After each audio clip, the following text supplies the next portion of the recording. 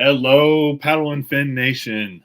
Matt Gibson here, fishing for Noobs. While Sean is gone, I've been asked to do step in and do a guest hosting here.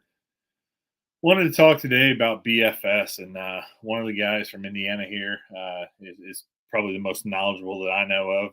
He's been really working on it. He's done some really cool stuff with it here locally, and he's really dialed into it. So, like I said, I'm stepping in for Sean. Those are some big shoes to fill, man. He's an awesome host. I really love his show. Love this show. So hope to do a little justice here, and while Sean's gone, and can't wait to get him back. So with that, I will bring on Mr. Justin Kivett. Hey, Justin, how's it going, man? Hey, man, how you doing? Doing all right. Glad to hear. Glad to hear. Things have been well on this side. Good. You want to do a kind of an intro of who you are, kind of what you do, and kind of your involvement with kayak fishing? Yeah, sure, man. So I'm here in Indianapolis, here, central Indiana, and been fishing the kayak tournament stuff for quite some time now. Indiana kayak anglers, grassroots bass shacking, Southern Indiana Kayak Anglers Club, and doing some of the national trails as well, and really kind of got into kayak bass fishing back in 2009. But been fishing all my life, man. Really since I was a kid. I can remember fishing the first bass at 4 years old. Oh, that's awesome. Yeah, once that bug gets you, man, it's tied to you. So it is. So yeah, like I said, with BFS, I think you're probably one of the most knowledgeable out there on it. I know you've been messing around and really refining that technique. So, I mean, first question for me is, what is BFS? So bait finesse system. That's what BFS stands for. Essentially it's a way to take some of the lightest lures that are out on the market, widely available from multiple, from Walmart to some of our well-known web pages and stuff that we get our tackle from, and cast that on a bait casting reel and rod. Essentially, that's what the real basic information, on that is. It's a technique that's derived in Japan, became well known over in Japan as well, and it's made its way to stateside. But most of us grew up doing finesse type fishing small lures, fishing ponds and things like that too. Yeah. So when you get out there and you try it, it kind of brings back those memories and those good times of fishing little baits like the old Rebel crawdad, casting and reeling and catching fish and catching a little bit of everything, Yeah, it's funny when you said that. I mean, my mind immediately went to beetle spin and how many times I've thrown a beetle spin, or like you said, the Rebel crawl, the small poppers, all that stuff. Mm-hmm. So it's a great way to get out there and do stuff like that with a bait casting rod and reel. Gotcha. Setup versus say like a spinning rod or a push button or something like that, Gotcha. So kind of, what's your, I guess let's go through kind of your rod, reel, line choice, things like that. So what are your favorites there? Okay. So for bait finesse fishing, for me, I really like it for bass fishing. Okay. I mean, I do fish for everything. If it bites, I'm happy, right? But primarily my focus is bass fishing. So bait finesse can be pretty broad and get into trout fishing and things like that as well. Yeah. So I'm going to specifically talk about, bass fishing and how I use that for myself. BFS reels. That's when you're out looking and you're looking for BFS setups, you want to look for a reel that's specifically designed for bait finesse system. Most of them have the BFS logo or something like that on them, but you're really that 2 pound to 8 pound line kind of range is what you're looking for. I like to settle right in the middle with 6 pound, 7 pound diameter line, anywhere from 6.5 foot to like a 7 foot, 7'1" rod, ultra lights, medium light, fast action, even like maybe an extra fast action depending on what I'm doing out there on the water. And, you know, those two things really combined together really, for me, is a great way to get out there and catch those smallmouth bass, which, you know, we all catch a bunch of 12 inchers no matter what we're fishing with. Yeah. But with BFS, it makes it that much more fun. And then when that bigger fish does show up too, like that 18, 19, possibly 20-inch fish, Yeah, that setup can really handle that, you know? gotcha. Yeah, it seems like most, you know, I was kind of looking around today a little bit because I know very little about this technique, honestly. So, like looking at reels, it looks like there's a lot of reel manufacturers offering BFS now. I feel like at first, and you know, obviously feel free to jump in here, but it feels like Shimano and was one of the first ones to have a dedicated reel. That seems like it's a favorite reel of BFSers. Is that so stateside? Yeah, stateside. You know, Shimano was one of the first to really introduce a reel in the States. You know, it's the Shimano Corrado BFS reel, and you know, that'd be one of the first reels for anybody that's wanting to get into the BFS category of fishing and has the money for that. You'll hear me say many times that is the reel to go to. It's an excellent reel. Gotcha. There have some other companies have entered the market as well here in the U.S. and especially like this last ICAST, lots of BFS reels hit the market from different manufacturers. You know, not just Shimano or Daiwa, but there's some other manufacturers like Arc that's got a reel out there called a Gravity that's dedicated to BF fishing.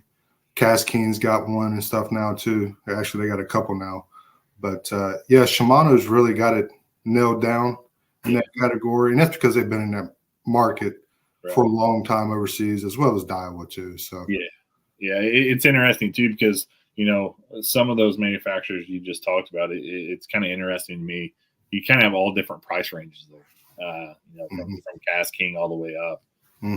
So it's not one of those techniques that it sounds like you need to go out and spend a tremendous amount of money when you're starting out with it. So that's always a good thing too. Right, that's a plus. It sure is.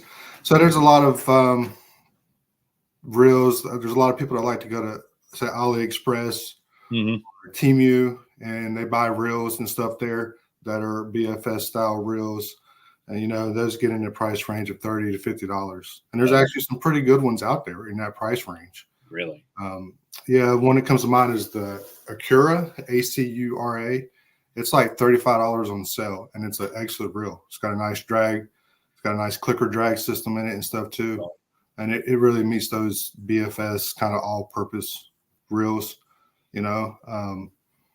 But then, yeah, Shimano comes in kind of that mid-range point with their Corrado, but they make an auto bearing all the way up to a Calcutta. So if you wanted to spend that kind of dollar on a reel, you could buy a Calcutta as well and do that for sure. Oh, that's awesome. And then, you know, with your rod, I think I know which one you're using. It's one that you've had some large input on, and you want to tell us a little bit about that rod? Yeah, I sure can. So last year around this time, I partnered up with Yak Rods and did some research and some development and a lot of testing on what they call their wide BFS rod. It's something that, you know, we had 3 or 4 different iterations of that rod before we came to the conclusion on this particular one. And it's a 6'8" rod, ultralight, fast action. You know, the pound line is like 4 to 8 pound. You can do 2 pound as well. So that 4 to 8 pound line, and 1/16 ounce to a 1/4 ounce. So you can get up to a little bit of weight on that rod. Yeah. And really the reel makes the difference as well if you want to go to a lighter lure, because you can go down to 1/32, something like that as well, and cast depending on the reel. It's got a lot to do with the reel, and it will handle that just fine too. It's a split grip rod, and Yak Rods is known for having rods dedicated to kayak fishermen. So they have their tether system, balanced butt section that's on the end of the rod, and it uses microwave air guides as well. So it's a light rod, feels really good in the hand, easy to cast, and it's truly an all-purpose rod, which is what I was wanting to work with them on and develop. and versus something that's super ultralight for real little bitty lures or small lures like for trout fishing. And then, you can go too far and be completely out of what's bait finesse. Right. Yeah. And last year, I think it was the raccoon tournament here in Indiana. You let me kind of mess around with it there in the parking lot. And my first impression of it was, and it was the first BFS rod I'd ever held. In my mind, I thought it was going to be like a very ultralight style of rod and have that bend to it and have that feel to it. And I have to say, it's got a little backbone to it, which like I said, it kind of surprised me, especially with the size of the lures and things like that. Yeah, so a lot of those ultralight whippy glass rods that fit in that BFS category. Again, that's some of those are down to like 4.5 foot long. They're designed for small streams, small trout, things like that. But being a bass fisherman and knowing that Yak Rods kind of focuses on the kayak fishermen, kayak tournaments, that's not what I envisioned, nor did they. We wanted to make sure we had something that a tournament angler could go out and use and be successful with. And again, if you get that 4 or 5 pound bass on there, you can, take your time and work that fish and get it in your kayak and net it with no problems. And so that's what a lot of the thought was behind the development of that rod. And I can happily tell you it's a great rod for that reason. Yeah. And it takes my abuse, and trust me, I'm pretty yeah, us kayak fishermen are kind of hard on just everything, just all around motors. Everything we're pretty hard on. So. Right. So, and that's a big thing for me because like I did this started in 2009. I used to drag a kayak off the side of a hill and drop it 10 feet. Fishing. So I kind of still got a lot of that mentality when it comes to kayaks and equipment. And absolutely, that rod can take that abuse and keep on going. That's where a lot of rods can't. Yeah, that's great. Not to put all the focus on Yak rods. There are some other rods out there that are really good rods. Dobbins makes a nice rod as well in the 7-foot category. Their Sierra series rod. Shimano's got some BFS rods now that you can find. One of the lower Shimano Sensolite is one you can find at times for like $35. It's a 24-ton carbon rod. Excellent rod in a bait casting model for BFS, so it's really, if you go out here and look around, you can find a nice range of price points and stuff too, That's awesome. Yeah. And I was at a fishing show a few weeks ago now, and I noticed that Cash In is, they're coming out with one.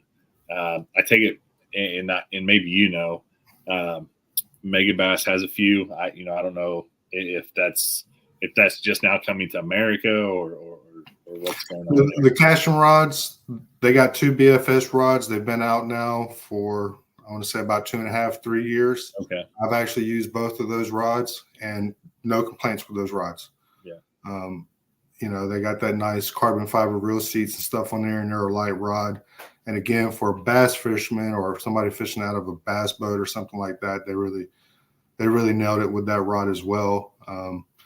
The only thing I will say about it is maybe you can't get down into some of the lighter, smaller bait. And we'll talk about that later and why I find that very important with their particular rods, Yeah.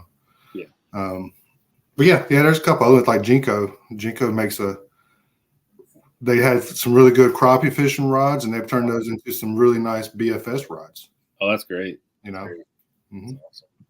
Yeah, so we've been kind of talking all around it here. So what are some of the baits that you throw, and kind of if you were to give some advice to somebody that wants to get into this technique, kind of what baits would you recommend them starting with? Okay, so it's really it's really what you're comfortable with as far as fishing. As a fisherman, what are you comfortable with? Whether that's plastics, moving baits, spinner baits, top water. Because BFS now, especially after this year, really you can find lures and product in any category that you like. So, for instance, I know somebody that loves throwing the micro chatterbait on the BFS rod and absolutely catches them. Yeah. And not just small, but 18, 19-inch bass using a BFS rod. I know somebody does that, and so if that's your thing, right? So then at the same time, like if you like plastics, like the Z-Man products, the TRD products, the Ned heads and stuff like that, like you can really do that with a BFS rod if that's something you enjoy. And even for me personally, like I like to step it down even smaller than the traditional 3-inch Ned. They got their micro TRDs out now that are 2 inches with a micro shrooms head. I'm telling you, it's a lot of fun to get out of the river and go fishing with that and a BFS rod in a tournament situation. I have caught keepers and put them on the board that's made it all day long, 16, 17-inch fish on. I don't know if you can see how small that is. Yeah. But that's super, super small stuff. And there's an example of like the micro TRDs. Those are 2 inches long. And something like that, if you're a money conscious person, like Aussie Man stuff, you can put that on there and catch 30, 40 fish. Yeah. On that. And you don't have to worry about it. I throw jerk baits a lot. I like to throw moving baits. So I throw a lot of jerk baits. Mega Bass has got their whole series now of BFS lineup, and they're expanding on it. Some of it's lures they already had, but they're putting like the BFS stamp on it now. But they got their like this is a 80 size jerk bait. Okay. Which is great on a BFS rod. So when you're trying to match that hatch and get into that size, if you're a jerk bait kind of person, like that's the bait to use. You can really get into that with that. But they make a Pop Max, a Pop X, Mega Bass does. They make the Griffin and the BFS baits. I saw just today looking at the Bass Pro magazine, they came out with Strike King came out with the Bitsy. Okay. They came out with a whole lineup of Bitsy titled products that fit that BFS category. So they got a popper, they got a walking bait now, they got a tube that fits the Bitsy category, a little crankbait, and a little jerk bait. Because it is getting bigger. Yeah. BFS is really kind of becoming known here in the U.S. more and more. So a lot of companies are trying to take advantage of that. Yeah, man, I'll have to check that out. All year, I caught, man, I can't tell you how many hundreds of bass I've caught on the Bitsy Bug jig. I mean, that is that's like an Indiana staple, man. Yeah, and I know you're a big crankbait person, so yeah, like here, like you got the Fritz side, yep, the 1.5 like size, or 50 millimeter, something like that, it's a little square bill like that right there. That catches all the smallies. At the right time of year in the right place, and the BFS rod is excellent for that. It does a really good job for that. But it's really whatever you would like to do now in the United States. Now, whatever your strength is, you can find that in BFS and downsize into that. The big thing is matching the hatch. That's what's most important, and that's where BFS comes in tournaments, because sometimes, a big bait. Big swim baits are the key for big fish. Sometimes not so much. They're looking at real small stuff, depending on what's available to them, Yeah, and you think like here in Indiana and the Midwest in general, and quite honestly, everywhere now, fishing is really grown, and that's great for the sport. I love it. I love seeing people getting out and fishing, but also there's a lot of pressured water out there. Right. Anytime. I feel like anytime there's a lot of pressure on fish, if you downsize, you can definitely pick up some bites. Is that kind of where, kind of what you look for when you're throwing, kind of pressured waters, or I guess what kind of conditions too are you looking at? So I'm usually when I get on the water, I like to look at what's going on the day of, So I'm really looking at the environment, what's going on around me, whether that's a lake or river, whatever that is. Even at the boat ramp, I'm the one that's staring at the water, trying to see, do I see some activity, some movement, something like that, right? That's who I am. Am I behind somebody, and let's say a tournament fishing or fishing with a friend on the water, and they're using a half-ounce jig, and they're getting bites, but maybe not a lot of bites or something like that. Or, I'm just out there trying to have fun. But I try to let the conditions always dictate what I'm doing. I do have more than one BFS rod usually with me. Most time, at a minimum, I have two. So I'm looking, if it's cloudy, a little bit of rain or something like that, maybe I'm throwing a moving bait of some kind, a little bit of flash or something to it. And that can be a spinner bait or whatever. But, like a Cinco, I have personally gone, a 5-inch Cinco, and I've seen people catch fish with it and catch them on the lake in and around me. But then I go to a 3-inch Cinco wacky rig and catch fish right behind them. Yeah. Or fish they, in and around doing the exact same thing with a 3-inch Cinco, right? So it's just kind of giving the fish something different. Maybe they haven't seen, whether that's because it's smaller or it's just matching what they're eating, whatever that is at that time, Yeah. Yeah. So like, I guess that brings up a really good point too. When I think about downsizing, I think about like Ned rigs, stuff like that. Like, I think that you're really playing a numbers game. Is that kind of the thought process you have throwing this technique? Are you trying to get numbers? You've mentioned some size as well, but is it really a numbers game for you? Is that where you're fun fishing? It's all about numbers. It's all about numbers.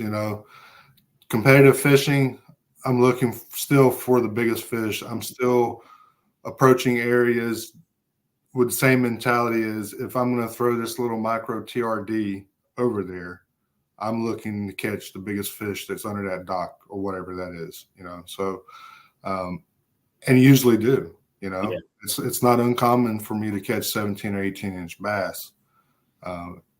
But there's also a lot of smaller fish that come with that. It's a great show me bait, a great way to do that. And what I mean by that is to fish under a dock and pull an 8-incher out and see an 18 swim out behind it, looking at the same thing, then follow up with it. Yeah. There's a lot of that kind of situation too. But BF fishing, just like other styles of fishing, there's times it just doesn't work.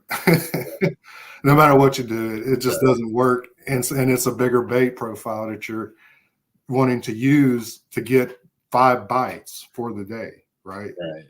And because it's just not going to work on a smaller profile. But it's also a numbers fish. So, I mean, if it's something, a lot of people say, well, I'm going to go to a TRD or a shaky head or a Cinco because I got 4 fish, 3 fish last hour of the day, and I need 2 more. I'll probably grab a BFS rod and go rehit some of those areas, maybe where I caught a fish earlier in the day or something, or missed one, and follow up with a BFS rod, just to try to go for that 12, 13-incher. Gotcha. Again, it doesn't exclude bigger fish. It doesn't at all. Yeah. What percentage would you say that, on average, that you use BFS in a year? I mean, are you using it 50% of the time? Do you use it every time you go out? Oh, it's always with me. Yeah. Okay. It's all year long. It hasn't, so to speak, replaced a spinning rod, but in a lot of ways, I do some of the same things with a BFS rod, drop shot. We talked about the TRD stuff, small jerk baits and small top waters, things like that. But for me, the BFS, I like to have a lot of control. Not that you can't have control with a spinning rod and things like that, but I like that immediate, when you engage a bait casting reel, you're feeling what's going on. I like that. So I like that immediate control. I like the accuracy that I personally have with a bait casting setup over some, a spinning rod or something like that. And then at the same time, most of your BFS reels, like the Corrado BFS, have higher gear ratios. So you're talking like that 7-7-1, 8-3-1, something like that, depending on the reel manufacturer. So you have the ability to take up line faster for bigger fish. That's when it really comes into play for those bigger fish. Like you know, that bait casting reel, they pick up that little bait and they're moving or coming at you. You're taking up that line a lot faster than you are a lot of times with a spinning reel, which is me, you know. Right. Yeah. And you know, with those reels, the BFS reels I've seen, they have a the spool on them. You know, they don't hold a whole lot of line. Is that? I'll give you 2 examples of two reels. One we talked about here. So I don't know how well we're going to be able to see these here today, but like this is the Corrado BFS. Yeah, it's kind of hard to see, I know, but what you're looking at in there, that spool, this is really what makes a BFS reel a BFS reel. So it's a larger diameter spool, holds a little bit less line on it than other reels out there, other bait casting reels. Like this particular reel, 8-pound line, it holds 50 yards of that.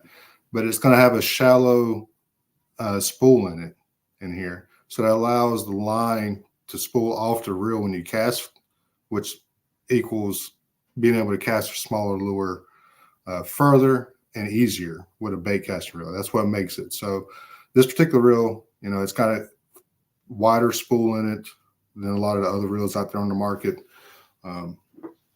Another popular reel is like the Daiwa Geekabejan is what they call it. And I know it's super hard to see, so sorry about my lighting.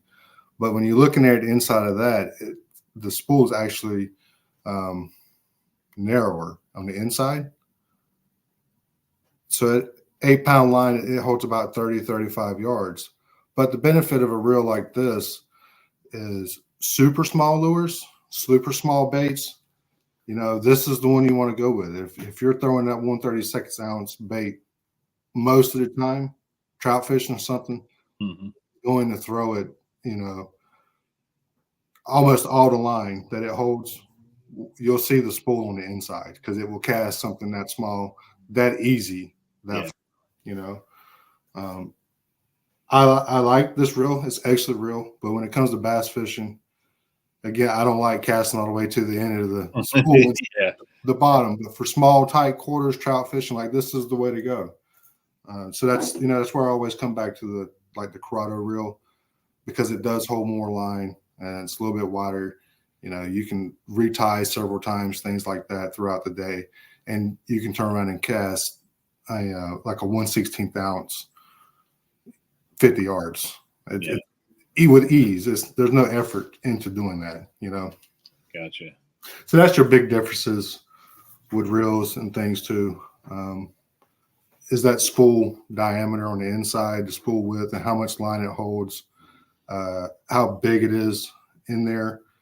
That determines kind of like how small of a lure versus how big of a lure you can cast. And the reason why a lot of guys will replace that spool is because they want to cast smaller. Okay. Or for bass fishing and things out of a kayak, you know, the Corrado, the way it comes, there's no reason to make an adjustment to that reel. There's not at all. It's ready to go. Yeah. You know, if you wanted to get smaller, then you might want to think. When I say smaller, I'm talking like super, super small stuff, you know. Gotcha. What kind of, I mean, what's the drag like on those reels? So a lot of times they're about 8-pound max a lot of times. But if you're doing that and you're locking it down, you got to think more in the mindset of like a spinning reel. Yeah. You know, you want it where you can grab and pull and you can hear that little bit of drag, right? Yeah. The same mindset you need to have with a BFS reel, because you're fishing with smaller lures. Some of those are light wire hooks. You don't want to bend them out or anything like that. Not all BFS reels come with a clicker drag. Okay. But I'll refer to the Corrado because it's the most easily available in the U.S. Yeah. It does have a clicker drag, and it's a lot of fun hearing that drag zip, kind of like a spinning reel. Like you hear it, you know, it's a lot of fun. I've caught, you know, 10 and 15-pound catfish BFS fishing, and just listening to that drag Yeah. zip is a lot of fun. You know, Yeah. I've caught freshwater drum doing it, you know, out there and listening to it, or, you know, a 15-inch smallmouth, 16-inch smallmouth. I mean, it just turns into a lot of fun. And you hear that drag start clicking and stuff on these reels. It kind of gives you the same feeling as like a spinning rod. You know, you can tell almost immediately, like, that's a good fish versus, you know, that's another 12-incher or something, right? Yep. So, yeah, I really like having the clicker drag. Again, not all BFS reels come with a clicker drag, but a lot of them do. So cool. What? So you said what? 6 pound test is your kind of your go-to? Yeah, 6-7 pound fluorocarbon monofilament, and then I do braid most of the time as my backing. Yeah. Braid the leader. So, you know, for my braid, I'm looking at that 2 to 4 pound, sometimes 6 pound diameter, you know, as compared to monofilament fluoro braid line, which is usually like 10 or 12 pound braid is kind of the equivalent to that. So I'll put the braid on there, and then I'll have my leader of 6, 7, or 8 pound. There's a lot of people that kind of like to use specific leader lines. Fluoro mainly is what a lot of people use. There's some trout fishing lines out there that a lot of people like to use because they're a little bit stiffer when it comes to fluorocarbon and things. But I've never had an issue using Sunline or Suffix or Seagar, like whatever your brand of line is that you like and trust in. You can find it in that 6 pound, 7 pound, 8 pound line, and it's not gonna hurt anything. So going with a leader, kind of what's your knot of choice for that? I'm pretty simple. I use a uni knot. I know a lot of people like FG knots and things. That FG is just tough, man. It is. It is on the tough. Water. It is for me, anyways. It is on the water. It's tough, and I get frustrated, and I'd rather be fishing, so I don't mess with it. I mainly stick with the uni knot, and I've never had any issues with that. You know, when I have, it's always been the line. It's not the knot. You know, and again, with your dragging stuff set right, you shouldn't have any issues with that. You know. How long a leader are you talking? Most of the time. Yeah, so usually 8 to 12 foot. Okay. What I'm doing is about all I'm looking at. Sometimes I use a high vis, pink, bright chartreuse braided line with a fluorocarbon leader and watch the line like on a 3-inch Senko. I'll watch the tip of that line just like fly fishing. I'll watch it jump and don't even feel anything. Just watch the line jump and reel down into them or something. You know, that's always a fun way to do it. And you can do straight fluorocarbon too. I mean, most of these reels are 8 pound, 50 yards is max they're going to hold. So it's not like you're putting a lot of that expensive line on one of these reels, you know, at any given time, right? So, and I'll do that often. And if I know I'm doing top water, I'll do monofilament a lot of times too. Yeah, I tell you, the last few years, man, I've been doing a lot of monofilament. Starting to play with it with crankbaits, things like that. Definitely my top water buzz baits, things like that is great. I think, and the price point is just so great on monofilament. You can get a really nice, really good monofilament for a really good price. So I would encourage people to start looking at, you know, a little bit at monofilament. Fluorocarbon definitely has its advantages, but man, it is tough to beat that price tag in mono. Yeah, the fluorocarbon, obviously visibility is what they talk about. That's the one big key thing. And then it sinks, right? So that's the other thing behind fluorocarbon. It sinks faster than monofilament. But I think for me personally, outside of those two things, I always chuckle a little bit when I look at like fluorocarbon cranking line. And the first thing you see about it is it's got some stretch to it. Which is different, you know, than the standard fluorocarbon, say 2 or 3 years ago, that no stretch, right? Yeah. So for me, if I'm looking for some stretch, you know, where's the copolymer? Yeah, exactly. I hear you. I'm the exact same way. I love that stuff. That copolymer stuff is awesome. Yeah. So, and I do that quite a bit with BFS too. Yeah, especially if I'm doing top water or something like that. I'll put copolymer on there, or if I'm just know I'm going to be trying a bunch of different things throughout the day, use this copolymer because it very well could be top water. Late spring, summer, fall, right? For sure. An example I always think about for me was out at Duggar. We had our Indiana Kayak Angler event, and I had fished one of the lakes and did pretty good there. And I had 2 fish and had like a couple hours left in the day, and I switched lakes and I got over to another lake and was throwing a drop shot and some other stuff and never got bit. I came around a bend and was looking in this pocket and there was those damselflies flying around.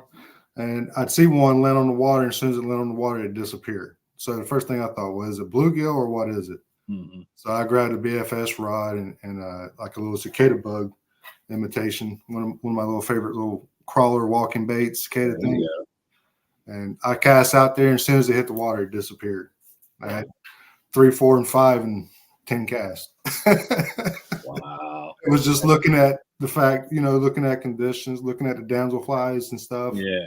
And then the damselflies moved on to a different part of the lake, and that bite over 20 foot of water, it was gone. But I was able to do that, Yeah, that would be really tough. I'm trying to think of even a bait that could even mimic that.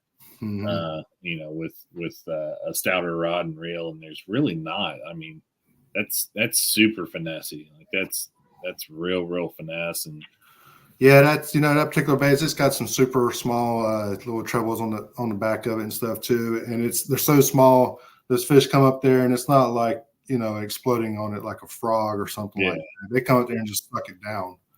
And as soon as they touch the hook, they're stuck, with that fast action rod and stuff like that. That's it. You just start reeling. And I think I ended up with a couple 14s and like a 15 and a half. To fill out my limit with that day or something. So I don't know that I would have done that without having the fish rod with me. That's great. Well, I guess do you lose many fish with this technique, or is it just like every other technique? Just kind of depends. It's all about rod, and it's all about rod and drag. When you get into lesser expensive reels in general, you might not have as good of a drag, right? So, and then with rod, it's all about the rod. You can definitely get too stiff with BFS and every little small hook, things like that. You can pull it right out. Or you can get a real ultralight, soft action kind of whippy rod, miss fish because you just don't get that hook set the way it needs to be. A lot of times they just kind of pull off, right? So, the YBFS rod, it really has met that kind of all-purpose bass fishing technique rod for me, and that's the only one I use. I've had other ones. Again, like I said, the Cashions are a good rod, but for me, the YBFS, it's got everything. It's got the right tip to give a little bit. It's got the right backbone to get the hook set if you need to. If you're fishing with a small jig or something like that, like you can still get your hook sets and everything to it. And in those situations where you really don't have to set the hook and you're just reeling down, like it meets all that criteria for me. So so you can kind of, it sounds like you need kind of an all around. When we're talking about other baits, there's a lot of technique specific things. Like you need a worm rod and you need a top water rod and you need this and that. It sounds like this yak rod for you, this BFS kind of, it's the rod for everything from jerk baits to your top water. Is that right? Right. Yeah. When it gets into the smaller stuff, like a 80 millimeter or smaller jerk bait, treble hooks, those things that are kind of those size. Yeah, it's a really good all-purpose rod for those reasons, and again, it's got a backbone and stuff that you need. Like this, this is a little, a lot of people, like for me, this is BFS material. This is a 3/16 ounce little jig, green pumpkin, it's got the backbone that I need with a trailer and stuff on there, whatever I decide to use. Like I can get that out there and feel that fish, pick it up and thump it, and just boom. If I need to actually set the hook and drive it, it'll do it. It sure will. Yeah, so you can drive that hook in with that example you had there of a jig, but you can also throw that smaller top water bait that you were showing earlier too. We can, all with the same rod. Yeah. So again, when we start talking about lures, there's little rattle traps, right? Yeah. You got little rattle traps. I showed you the jerk baits. Right there's like a Shimano 39 size little square bill. Yeah. Nice thing with BFS getting more popular is the lures, the products are higher quality. So like on this particular one, it's got a thicker bill on it. So you ain't got to worry about beating the rocks and it breaking on you. It'll deflect just like anything else. So like, so you can get into the square bills. Some more top water, like there's an 80 size Dog X from Mega Bass. You can get out there and walk just like you would a bigger one. Walk it, you come up and slurp it down. Little swim baits. I know everybody likes swim baits. Like right here's the Spro BB1. Yeah. Yeah. I put that on there with that little treble hook and 8-pound line and just slow reel it, twitch a little bit, let it sink, twitch it, and boom. I mean, I cast that thing a mile, the Rebel stuff, all of the new Rebel stuff. Here's one of my favorites when it comes to Rapala Ultralight series. Yeah. That gets down to 6 to 8 foot. Looks like a DT series crankbait. Yeah. Yeah, absolutely. And in the end, that's really what it is. But you got it in that size. And I've caught lots of 18, 19 and a half inch largemouth on that color, fishing docks and stuff. Particularly in the spring when the water is muddy. And, there's bait fish and crappie and all that kind of stuff kind of holding up on their docks. That little bitty lure, something about it. You can cast through there and you can feel it hitting crappie or something like that. And it'll get that big largemouth that sits in the middle of all that to respond to it for whatever reason, So there's a lot of options when it comes to that. And then, some of my sneaky stuff, as I call it, because I do fly fish. I like fly fishing quite a bit. So, the local fly shop, I'm always in there buying stuff, but it's not always for fly rods. And so, I'll take stuff like on the rivers, especially for smallies, is articulated flies that they sell in the shop. And then it's got the single hooks and stuff in the back of them like this here. I'll take and put a little split shot about 10 inches up in front of it and dip it in the water and get it wet. And the next thing you know, you're taking a BFS rod and you're casting it. Oh, that's awesome. 40, 45 yards. Yeah. Like a fly rod, you can 1, 2, 3. Yeah. Fly baits, they want to kill and they'll die and they got a unique way of falling, right? That's what say other baits. So you can kill it like a game changer. You can kill it and just watch it until it disappears. So as soon as it disappears, you can pull right into it and catch them. Yeah. Yeah. Yeah. I've never even thought about that. Some of those, some of those flies are getting crazy these days. And, around here, especially. Right. So, right there's a jigging fly, right? When you go to a fly shop, you can see those the way that is, and they got, it's got a pretty stout hook stuff on it. With the BFS rod, I can cast that thing out there, and the way it's designed, I can pop it off bottom, let it fall, pop it, let it fall, and get that hook set the way I want it with something like that with no problem. Yeah, I know a lot of anglers around here really struggle, in the summertime when the river gets super, super clear, and it seems like those fly fishermen, kind of take over and things like that. And little game changer type style baits. So that's my little sneaky stuff. When that water gets low and it's beginning of August or something like that, and you want real subtle on the river or a small stream or something like that, that's I'll pick up the BFS and do some real sneaky stuff with it. Even the old boogle bug, I can cast that thing 45 yards. Wow. And those things are super light. And there's right. So, and again, that's mono 6 8-pound line with the drag set right, and just cast away. And you're going to catch the bluegill. You're going to catch small ones, but you never know. You just never know when it, Yeah. No, I mean, honestly, man, talking to you here, you got my mind going all over the place and thinking maybe I should give this a try and kind of feel it out a little bit because, man, it sounds right up my alley. Being able to be versatile with it, top water baits, some of those fly things you were talking about. And, when I think about it, one of the things that I don't like about a spinning reel too is that you can't get a higher gear ratio spinning reel to where this will allow you to get that a little bit quicker gear ratio too. Yeah, like the Corrado BFS is 8.2. That's flying. that's flying, right? Especially with that spool on it. Mm-hmm. Especially with that spool and stuff on there. Yeah. Yeah. I'm trying to think about what 8.6 on that Daiwa Air BFS reel, 8.6. So, I mean, that's moving, right? That's a fast. Yeah. And like Kestrel's, their Kestrel Elite reel that's out there, it's 8.2. It's pretty, and that's a slick reel. Out there, real lightweight. It's like 4.8 ounces or something like that. It's super, super light. Yeah, pair that with that yak rod that you've got. I mean, that's nothing. Man. Right. So it's all about fun, When for me, it really is about fun. It's changed up a lot.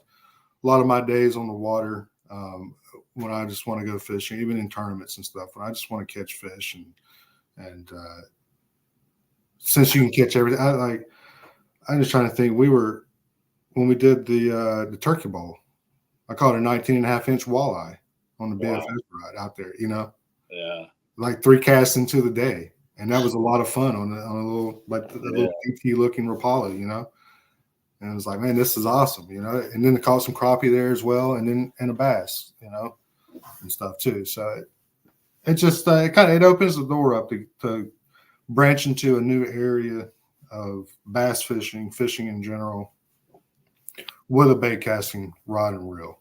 Yeah. I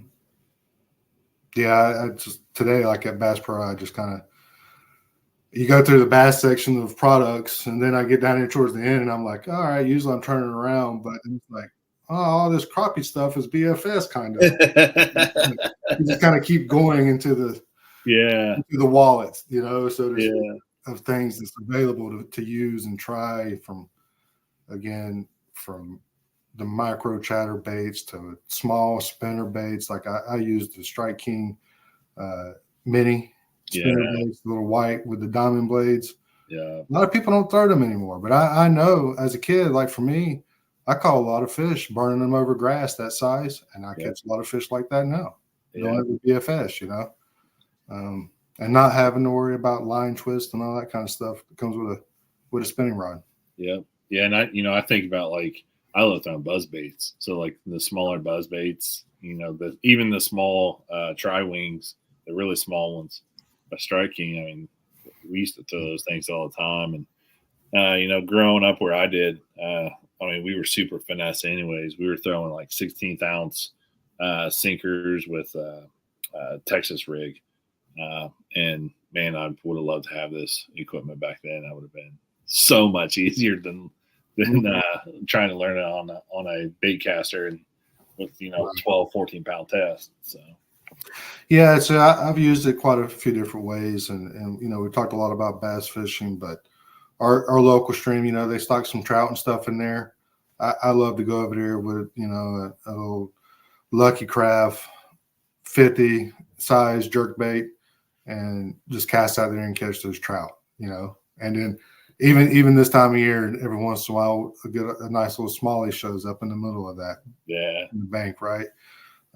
I've made some trips down to the Smokies, the Gatlinburg area and stuff, and I take my BFS rod for some of the trout fishing and stuff on the streams there, because you can use it for that just as easy as going bass fishing. So it really opens that up to be versatile.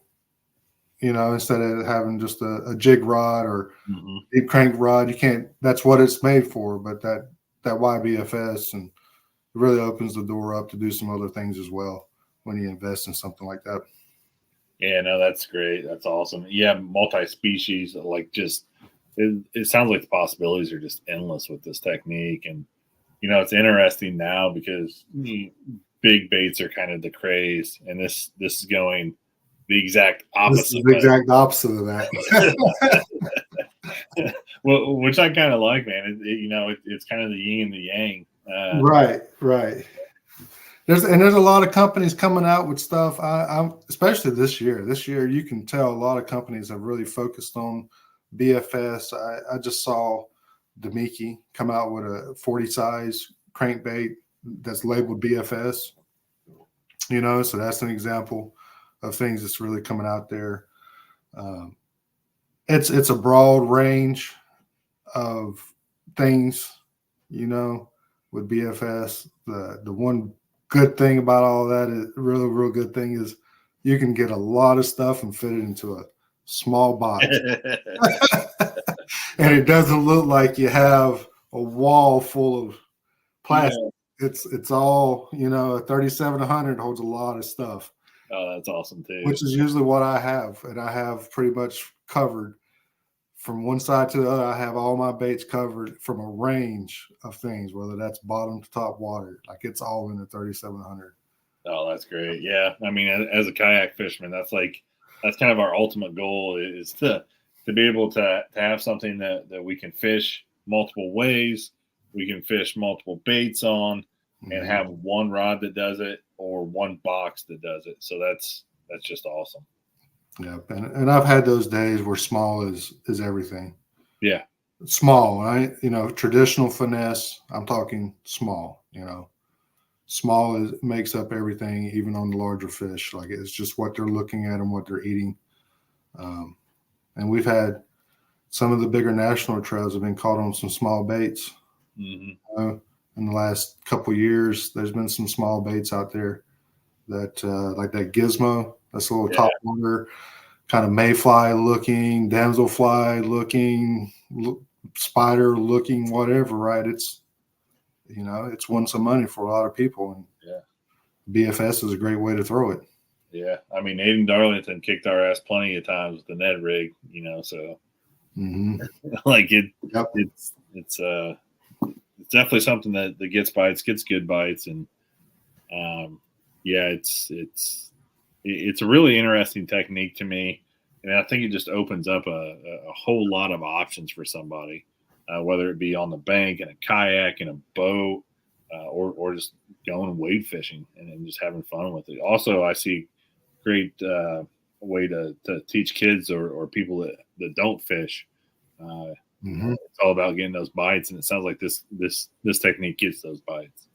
I know, jokingly, but really not so much. Like my daughter, I got a feeling she's going to be casting a bait casting reel before anything else, and that's because of BFS. And being able to have a 5.5 foot rod and a 4.8 ounce reel on it, and it casts it very easy, not hardly any effort. Like I can see that being the first thing she learns before, say, a spinning reel. Yeah. I mean, with the technology of the braking systems, all of that stuff anymore. I talk with people all the time about using bait casters, and there's still some of those people out there that just won't go to a bait caster. But man, I could see like this technique being a great introduction to somebody to also teach them how to use a bait caster, and the importance of loading up the rod with your cast. Good proper technique with it as well. I would say the one area where people struggle with a BFS reel, and I heard you just say it, like on traditional bait casting reel rod, you want to fill that load. But for BFS, it's different in the sense that because the spool is larger and the line comes off of it faster, you need more of a 10 to 12 range is all you need when you come back forward with it, because of that spool being larger arbor. line to roll off of it. If you do a full load, say like back to like a 3 o'clock, full nice good load, when you come forward, if you have it set, real specific down to the size you're using, a lot of times you're going to get some overspool because of it. So it's really nice because you got limited motion is all you need to get the casting distance. It's literally just, it's like it's a very, it's almost like a flick of the wrist, huh? Flick of the wrist.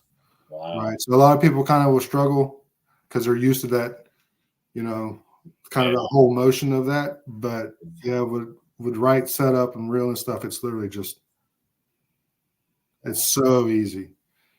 And it's got a lot to, and just like in a fly reels like that, you can get large arbor fly reels, that will shoot line out there a lot further and a lot faster for you. And it's kind of the same way with a BFS reel. It's got a large arbor in it.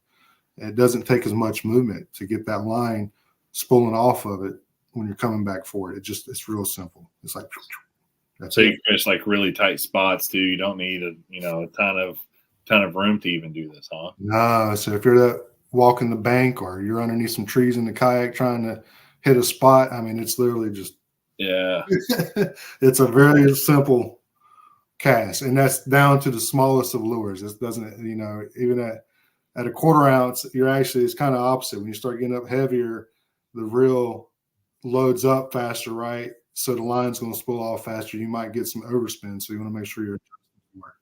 So BFS reels actually do better getting down in that 1/16 range. Like that's kind of, especially for like the Corrado reel, it's a sweet spot right in here. That 1/16 ounce is just, it's so easy. Yeah.